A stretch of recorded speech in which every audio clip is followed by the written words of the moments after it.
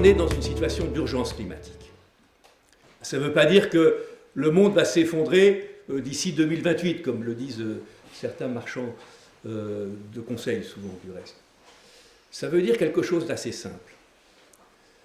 La cause du réchauffement climatique, c'est le stock de gaz à effet de serre qui est dans l'atmosphère.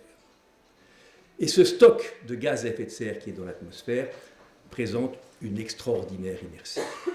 Et donc j'ai la conviction que le premier levier de l'urgence climatique pour le secteur agricole, c'est de considérablement accentuer l'effort d'investissement en connaissances, en information, en investissement pour renforcer la résilience de l'agriculture par rapport au réchauffement.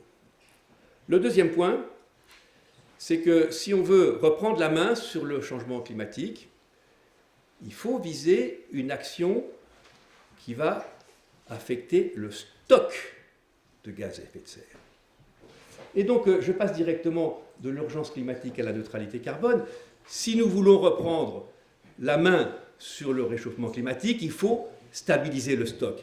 Ça veut dire quoi, stabiliser le stock au plan macroéconomique? Ça veut dire égaliser le flux brut d'émissions avec la capacité d'absorption, de stockage du CO2. Et c'est là que intervient de façon très importante la question de l'agriculture et de la forêt. La neutralité carbone, très souvent, est définie par rapport à des situations microéconomiques. On fait de la compensation carbone et donc on va par exemple compenser son voyage en avion par des réductions d'émissions en achetant des crédits carbone. Au plan macroéconomique, c'est très différent. L'objectif de neutralité carbone, c'est un objectif d'économie circulaire globale. Ça veut dire reboucler le cycle du carbone qui a été gravement perturbé par le développement des énergies fossiles.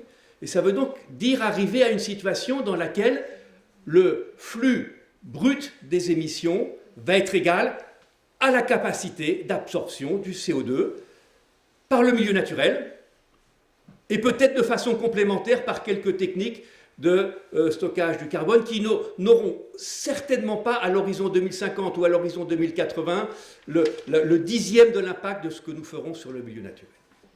La transition énergétique, ça veut dire trois choses. Un, ça veut dire changer de logiciel en matière de transition énergétique. Au milieu du 19e siècle, la biomasse était la quasi-intégralité de l'énergie, puis on y a rajouté le charbon, puis on a rajouté le pétrole, mais on n'a pas enlevé le charbon, puis on a rajouté le gaz naturel, mais on n'a pas enlevé le pétrole. Donc on est dans une logique de l'empilement. Si nous voulons avoir la moindre chance de stabiliser le stock de gaz à effet de serre, il faut sortir de cette logique de l'empilement pour passer à une logique de substitution. Donc il faut sortir de cette logique de l'empilement en supprimant les fossiles et puis en développant des énergies nouvelles. Et dans les sources nouvelles, la formidable nouvelle, c'est que des sources renouvelables nouvelles, l'éolien et le photovoltaïque, deviennent de plus en plus souvent rentables. Le biogaz, l'usage intelligent de la biomasse. Toutes ces sources nouvelles, elles ont besoin d'espace. Et donc là, l'agriculture a un formidable atout. C'est qu'elle dispose de l'espace. Le deuxième point, c'est que l'action sur l'offre n'aboutira à rien si simultanément il n'y a pas une action très importante sur la demande d'énergie et sur le ralentissement de cette demande d'énergie. Ça veut dire quoi? Ça veut dire efficacité énergétique, sobriété énergétique. Et le dernier point, c'est que l'instrument clé pour accélérer la transition énergétique, c'est la tarification du carbone. Pourquoi est-ce que c'est l'instrument clé? Donc sur le carbone vivant, on est sur une logique très très différente de celle du carbone fossile.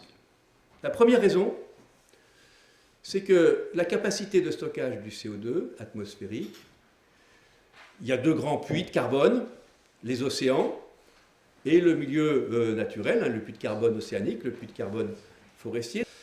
L'océan est de loin le premier puits de carbone de la planète. Or, le dernier rapport du GIEC et beaucoup d'études nous montrent que cette capacité du puits de carbone océanique diminue dangereusement. Pour beaucoup de raisons. La principale, c'est la diminution de la biodiversité.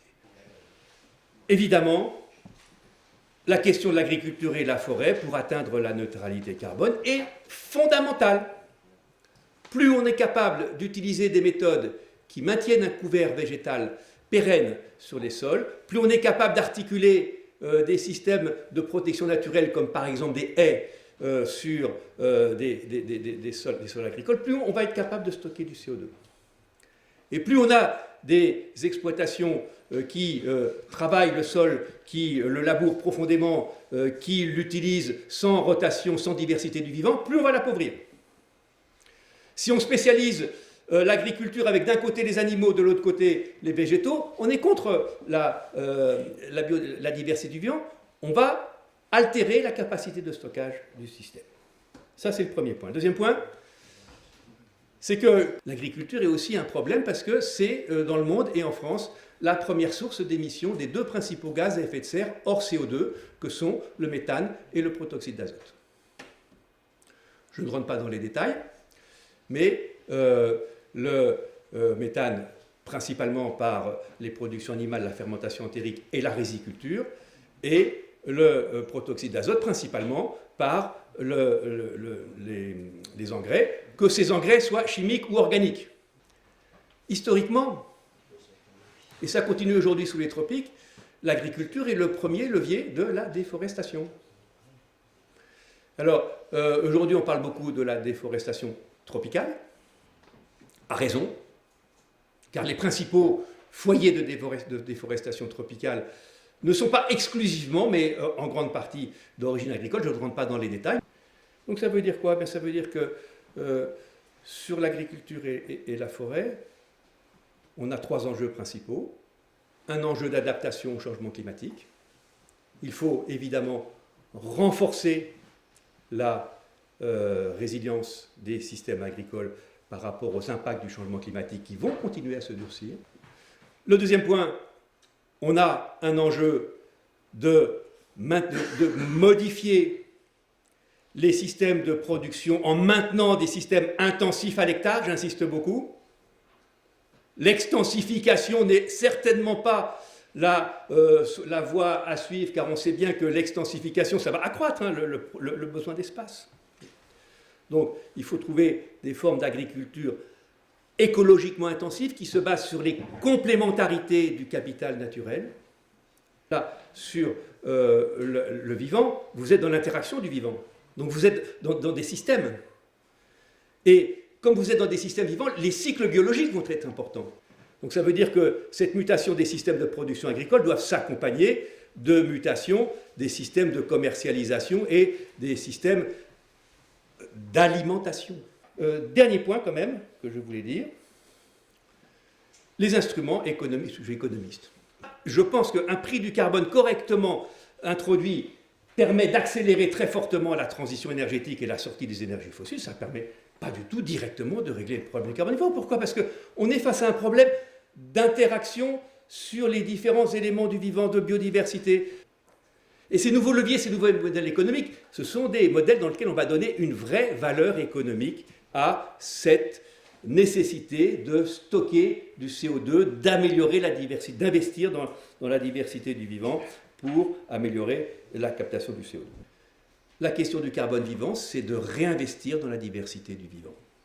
Mauvaise nouvelle, quand je compare les prévisions qui étaient faites dans la stratégie nationale bas carbone à la réalisation, eh bien l'endroit où on est le plus loin de l'objectif, c'est le puits de carbone. Ce puits de carbone a cessé de croître, et même plutôt en décroissance depuis le début de la décennie 2010. L'objectif de neutralité carbone en 2050, j'ai regardé les chiffres qu'on avait mis. Là, je n'ai pas participé aux travaux à l'amont. On vise de réduire à peu près 90% les émissions brutes, et donc il faut doubler le puits de carbone en 2050. Il faut même un peu plus que le doubler si on prend les chiffres de 1998. Donc vous voyez que la question agricole et forestière est absolument essentielle si nous prenons au sérieux tout simplement les objectifs qui maintenant sont dans la loi. Il faut arriver à la neutralité carbone, et vous voyez que ça représente un double enjeu extrêmement important pour le système agricole, à la fois en termes de réduction des émissions de gaz à effet de serre hors CO2 et en innovation pour accroître la capacité de stockage du CO2.